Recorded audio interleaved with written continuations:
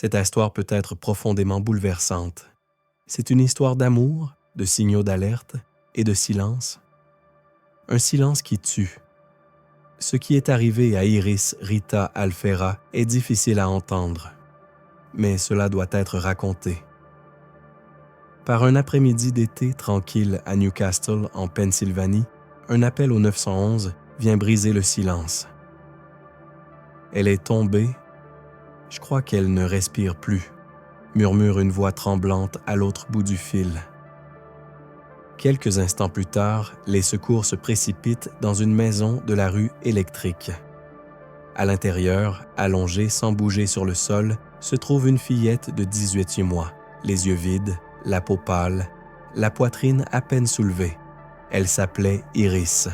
Quelques heures auparavant, elle riait, chantait, dansait sur Bluey et Miss Rachel comme n'importe quel autre tout petit. Sa robe violette préférée était encore accrochée à son petit corps, mais à présent, elle s'accrochait à la vie par un fil. Les médecins allaient bientôt découvrir quelque chose de bien plus terrifiant qu'un simple accident. Son cerveau était enflé, son sang contenait des niveaux mortels d'acétone. Ses rétines étaient en train d'hémorragier. Son corps, couvert de bleu, de brûlures, empoisonné, racontait une histoire qu'aucun enfant ne pourrait jamais exprimer. Et lorsque les enquêteurs se sont penchés de plus près sur les faits, la vérité s'est dévoilée. Iris n'était pas simplement tombée. Elle avait été traquée, lentement, délibérément, par une personne en qui l'on avait confiance pour la protéger. Ses pleurs ont été ignorés, les alertes de sa mère balayées d'un revers de main et le système censé la sauver s'est détourné d'elle. Aujourd'hui, je vais vous raconter le meurtre d'Iris Rita Alfera, une enfant qui aimait, apprenait et riait jusqu'à ce que l'obsession d'un adulte et l'indifférence du système judiciaire transforment ses derniers mois en cauchemars. Ce que vous allez entendre est l'un des cas de maltraitance infantile les plus glaçants dont vous n'avez probablement jamais entendu parler. Mais vous devez le connaître, car retenir son prénom pourrait peut-être sauver le suivant. Commençons par découvrir qui était réellement Iris. Iris Rita Alfera est née le 2 décembre 2021 à Butler, en Pennsylvanie, et dès l'instant où elle est arrivée, elle a tout changé. Sa mère, Emily Alfera, disait souvent qu'Iris était la lumière de son monde. Mais pour quiconque la rencontrait, Iris n'était pas seulement une lumière, elle était le soleil lui-même. Elle avait de grands yeux curieux qui pétillaient d'étevie, un rire qui résonnait dans la pièce comme des carillons au vent. Ses joues étaient rondes et roses, son sourire pur et spontané. C'était le genre d'enfant dont la simple présence vous arrêtait et vous faisait croire de nouveau en la beauté du monde. À 6 mois, elle rampait déjà. Le jour de son premier anniversaire, elle marchait, signait quelques mots de base et prononçait ses premières phrases. Elle était brillante, incroyablement brillante. Elle adorait les vidéos de Miss Rachel et savait reproduire sons, gestes et signes avec une précision étonnante. Ses personnages préférés étaient Moana et Bluey. Dès que la musique se faisait entendre, Iris se balançait d'avant en arrière, les bras levés, les yeux illuminés de joie. Elle aimait les animaux. Le chat de la famille dormait souvent à côté de son berceau, et elle riait sans fin en poursuivant le chien à travers le salon. Ses jouets n'étaient non pas de simples objets, c'étaient ses compagnons dans un monde d'imagination sans limite. Sa mère l'habillait avec de petits maillots de bain assortis, des robes d'été ou des pyjamas étoilés. Iris semblait toujours tout droit sortie d'un livre d'histoire, de ceux qu'on ne veut jamais refermer. Le jour de la fête des mères 2023, Emily a publié une photo avec Iris. En dessous, une légende qui résonne aujourd'hui comme une épitaphe. Le plus beau cadeau dont j'aurais pu rêver, ton visage souriant. Je t'aime tellement, Iris Rita. Tu me rends si fier d'être ta maman. Ses grands-parents, Candace et Frank, étaient tout aussi épris d'elle. Frank plaisantait un jour avec Emily. « Je croyais t'aimer, mais Iris, je l'aime encore plus. Émilie levait les yeux au ciel, mais elle comprenait ce qu'il voulait dire. Iris les avait tous transformés. Elle n'avait que 18 mois, mais en si peu de temps, elle avait offert plus de joie, plus d'émerveillement, plus de sens à la vie que bien des gens en une existence entière. Et c'est cela qui rend ce qui lui est arrivé non seulement tragique, mais insupportable. Parce que le monde n'a pas simplement perdu un bébé. Il a perdu Iris. Et tout a commencé parce qu'il semblait être un simple accord de garde. Émilie Alfera était une mère dévouée, jeune, bienveillante et follement amoureuse de sa fille. Elle vivait avec ses parents, Candace et Frank, dans une maison chaleureuse et stable où Iris grandissait entourée de rire, de sécurité et d'un amour inconditionnel. La vie n'était pas toujours facile, mais Iris s'épanouissait. Son père, Bailey Jacob, n'était plus en couple avec Émilie, mais tous deux faisaient de réels efforts pour assurer une coparentalité pacifique. En apparence, cela fonctionnait. Ils échangèrent des photos, des vidéos, des nouvelles. Émilie se montrait conciliante concernant les visites. Si Bailey voulait passer plus de temps avec Iris, elle disait presque toujours oui. Mais derrière cette façade de coopération, un facteur restait caché, la nouvelle petite amie de Bailey, Alicia Owens, une étudiante en soins infirmiers de 20 ans. Au début, Alicia semblait polie, inoffensive. Elle vivait avec Bailey et assistait aux visites prévues avec Iris. Puis, peu à peu, l'atmosphère a changé. Émilie a commencé à ressentir des tensions. Alicia devenait plus distante, plus froide. Elle n'aimait pas que Bailey communique avec Émilie, même lorsque cela concernait uniquement Iris. Ce qui paraissait d'abord être de la jalousie s'est progressivement transformé en quelque chose de plus inquiétant. Selon les grands-parents d'Iris, Alicia est devenue obsédée. Le ressentiment a laissé place à une obsession, puis à quelque chose de bien plus sombre, une haine dirigée contre un enfant. Pourtant, rien ne semblait suffisamment alarmant à l'extérieur. Pas d'échymose, aucun rapport officiel, juste un malaise grandissant, une sensation sourde que quelque chose n'allait pas. Puis est arrivé février 2023. C'est à ce moment-là qu'Alicia a commencé à effectuer des recherches en ligne, sombres et troublantes. Elle écrivait des choses comme « Objet ménager toxique pour les bébés ».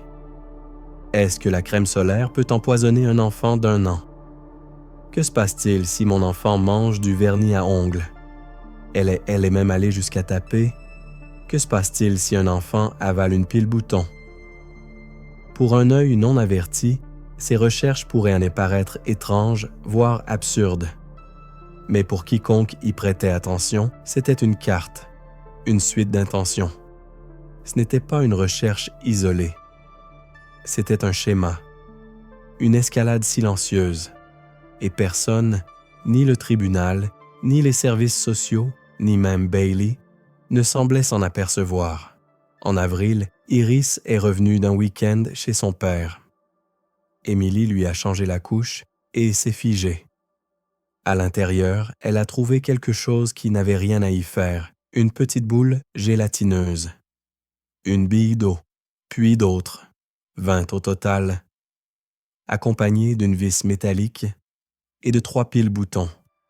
Émilie a immédiatement emmené sa fille à l'hôpital pédiatrique UPMC de Pittsburgh.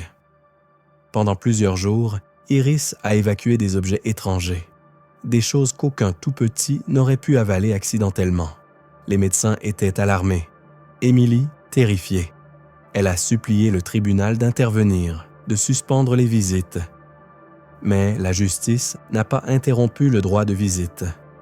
Au lieu de cela, le juge a ordonné des cours de coparentalité. Les services de protection de l'enfance sont passés, puis repartis. Ils ont rempli un formulaire, jeté un coup d'œil rapide dans les 2 foyers et ont refermé le dossier. Et ainsi, Iris, qui venait d'échapper de justesse à une première tentative de maltraitance, a été renvoyée dans l'environnement même qui avait failli la tuer. Un lieu où, derrière une porte fermée, quelqu'un l'observait, planifiait, attendait. Ce qui allait se passer ensuite ne serait pas un simple avertissement. Ce serait définitif le 25 juin 2023. C'était un dimanche à Newcastle, en Pennsylvanie. Un jour d'été comme tant d'autres, qui aurait dû se terminer par des histoires du soir et des doigts collants de sucettes glacées. Mais pour Iris Alfera, 18 mois, ce fut le dernier jour où elle verrait le soleil. Ce matin-là, elle se trouvait avec son père, Bailey Jacob, et la petite amie de celui-ci, Alicia Owens. Le plan était simple. Bailey devait faire quelques courses avant de ramener Iris chez sa mère. Iris aurait dû être de retour auprès d'Emily en fin d'après-midi, mais elle n'est jamais rentrée. Alors que Bailey attendait à la caisse, son téléphone a sonné. Au bout du fil, Alicia, paniquée, essoufflée. « Elle est tombée », dit-elle. « Je crois qu'elle est tombée du lit. Elle ne réagit plus. » Il a tout laissé tomber et a foncé chez lui. À son arrivée, les secours étaient déjà là. Iris était allongée au sol, immobile, inconsciente, les yeux vitreux, perdus. Sa petite poitrine se soulevait à peine. Elle a été transportée d'urgence à l'hôpital Jameson de Newcastle, puis transférée à l'hôpital pour enfants UPMC de Pittsburgh. Ce que les médecins ont découvert là-bas allait briser même les cœurs les plus aguerris. Son cerveau était gravement enflé. Des hémorragies internes touchaient les deux rétines, un signe typique du syndrome du bébé secoué. Ses organes lâchaient un à un, et puis le test sanguin est tombé. Un taux mortel d'acétone. L'acétone, un solvant chimique que l'on trouve dans le dissolvant pour vernis à ongles et d'autres produits ménagers toxiques. Cela n'arrive pas par accident. Bailey et Alicia ont affirmé qu'Iris semblait aller bien ce matin-là. Peut-être un peu grognon, peut-être avait-elle vomi 1 ou 2 fois. Mais les médecins savaient, ces blessures n'étaient pas subtiles, elles étaient catastrophiques. Le corps d'Iris disait la vérité. Elle avait subi un traumatisme extrême, compatible avec des secousses violentes ou des coups, et avait été empoisonnée par un produit chimique qui ronge le corps de l'intérieur. Pendant 4 jours, Iris s'est battue pour survivre. Les machines bipaient doucement autour d'elle. Sa mère ne l'a jamais quittée. Ses grands-parents murmuraient des prières, caressaient ses petites mains, imploraient l'univers pour un miracle de plus. Mais le 29 juin 2023, à exactement 13h52, Iris Rita Alfera a été déclarée morte.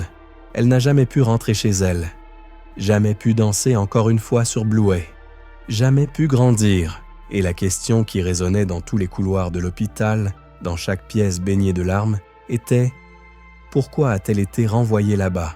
Au moment où le décès d'Iris fut prononcé, l'hôpital alerta immédiatement les autorités. Personne n'avait besoin d'entendre que ce n'était pas un accident.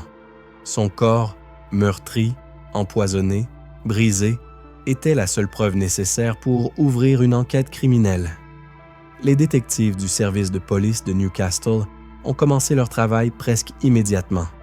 Ils ont interrogé Bailey Jacob et Alicia Owens. Leurs récits ne concordaient pas. Alicia affirmait qu'elle était assise sur le lit, en train de donner à manger à Iris, lorsque des crampes soudaines l'auraient paralysée. Elle disait qu'Iris était tombée, à peine 15 cm, du bord d'un matelas mince sur un sol recouvert de moquettes. Elle insistait avoir tenté une réanimation avant d'appeler le 911, mais les preuves médicales racontaient une autre histoire. Les blessures d'Iris, hémorragie rétinienne, gonflement cérébral sévère, défaillance des organes, correspondaient à un traumatisme à haute vélocité du type que l'on retrouve dans un accident de voiture. Pas une chute, pas d'une hauteur de 15 cm sur de la moquette. Et puis, les enquêteurs ont examiné le téléphone d'Alicia. Ce qu'ils y ont découvert était terrifiant. Des recherches supprimées, toutes récupérées grâce à des outils judiciaires, ont révélé des mois de curiosité morbide transformés en intentions calculées. Recherche après recherche, empoisonner des enfants, infliger de la douleur, et, plus troublant encore, comment réussir un test au détecteur de mensonges. La cause du décès a été confirmée, empoisonnement aigu à l'acétone menant à une défaillance multiviscérale.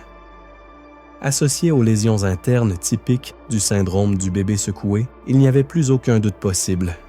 Et pourtant, l'enquête a avancé lentement. Des semaines sont passées, puis des mois. La communauté a commencé à s'agiter.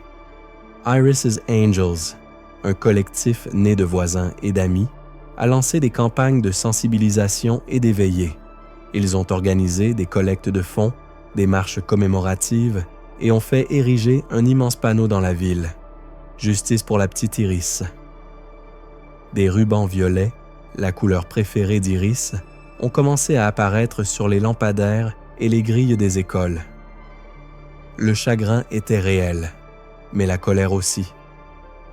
Pourquoi rien n'a-t-il été fait après l'incident d'avril? Après les billes d'eau, les piles, la vis, pourquoi le juge a-t-il refusé de suspendre les visites? Pourquoi les services de protection de l'enfance ont-ils clos le dossier après une vérification de 5 minutes?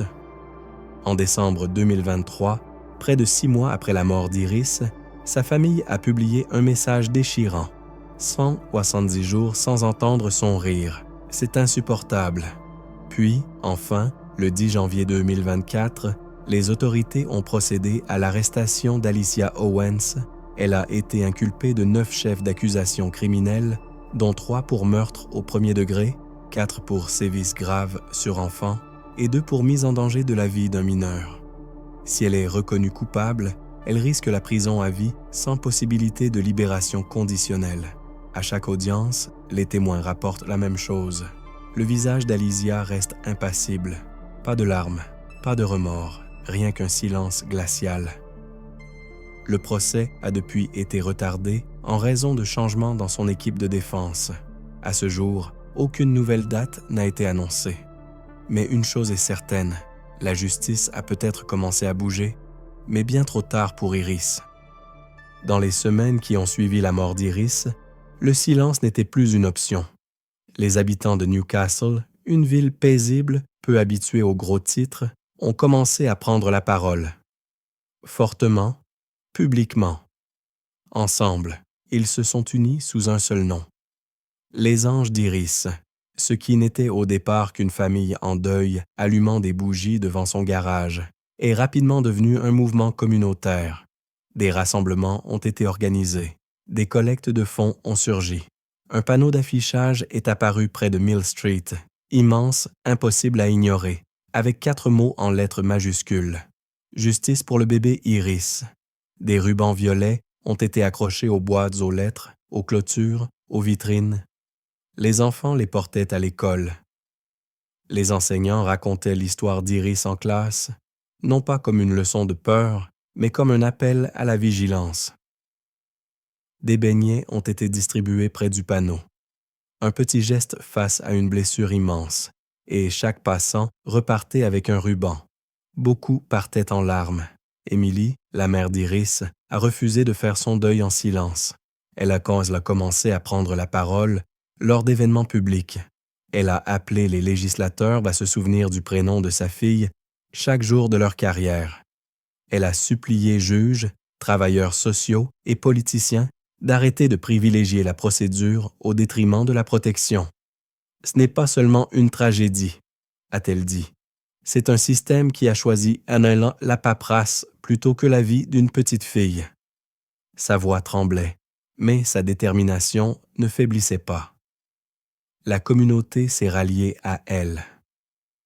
Plus de 17 000 $ ont été récoltés via le fonds Iris's Angels, non seulement pour des mémoriaux, mais aussi pour un héritage. Ils ont lancé des projets, une bourse d'études au nom d'Iris, une course de sensibilisation de 5 km, une initiative caritative appelée « Les armoires d'Iris », destinée à fournir fournitures scolaires et produits de première nécessité aux enfants en détresse. Mais peut-être que l'appel le plus poignant est venu du grand-père d'Iris, Frank. Les services de protection de l'enfance ont échoué. Ils auraient dû intervenir en avril. Ils auraient dû la protéger. Ils ne l'ont pas fait. Puis Noël est arrivé, le premier sans Iris. Et la famille a publié un message déchirant. Les monstres continuent de se cacher derrière leurs caméras. 170 jours sans son rire. C'est insupportable. Et pourtant, aucune date de procès, aucun apaisement, seulement l'écho d'un prénom d'enfant porté par une ville entière bien décidée à ce qu'on ne l'oublie jamais. Car ce qui est arrivé à Iris Alfera, ce n'était pas seulement un crime, c'était un échec de la loi, de la protection, de l'humanité. Et Newcastle a fait un choix clair. Il ne détournerait plus jamais le regard. Si un tout petit avale 20 billes d'eau, une vis et 3 piles boutons en un seul week-end, si quelqu'un dans le foyer fait des recherches sur comment empoisonner un enfant, si une mère supplie un juge de suspendre les visites après une urgence médicale, et si, malgré tout cela, le système renvoie quand même l'enfant dans ce foyer, alors le système n'est pas défaillant, il refuse simplement de fonctionner. Iris Rita Alfera n'a jamais eu la chance de dire « Je t'aime, maman » avec des phrases complètes. Elle n'a jamais été à la maternelle, jamais eu sa première meilleure amie, jamais grandi en la petite fille qu'elle était en train de devenir. Et pourtant, sa vie écourtée pousse aujourd'hui tout un État, peut-être même tout un pays, à faire face à ce que nous avons trop longtemps choisi d'ignorer. Ce n'est pas un simple dossier judiciaire, ce n'est pas un accident tragique. C'était évitable. Et si rien ne change, cela se reproduira. Alors je vous pose la question. Que feriez-vous si vous voyiez les signes d'alerte? Parleriez-vous? Insisteriez-vous? Exigeriez-vous davantage? La mère d'Iris se bat pour une réforme. Ses grands-parents transforment leur chagrin en action. Et une ville autrefois connue pour ses rues tranquilles est désormais couverte de rubans violets et d'un espoir qui ne faiblit pas. Mais la vérité est la suivante. Rien ne changera si nous oublions son nom. Alors, retenez-le. Iris Rita Alfera, partagez son histoire. Dites son nom à voix haute. Dites-le pour les enfants qui ne peuvent plus parler, pour les parents qui ont supplié et qu'on n'a pas écouté, pour les avenirs volés avant même d'avoir commencé. Et si vous regardez cette vidéo aujourd'hui, je vous demande une seule chose. Ne laissez pas Iris devenir un titre oublié. Faites d'elle la raison pour laquelle un autre enfant aura la vie sauve.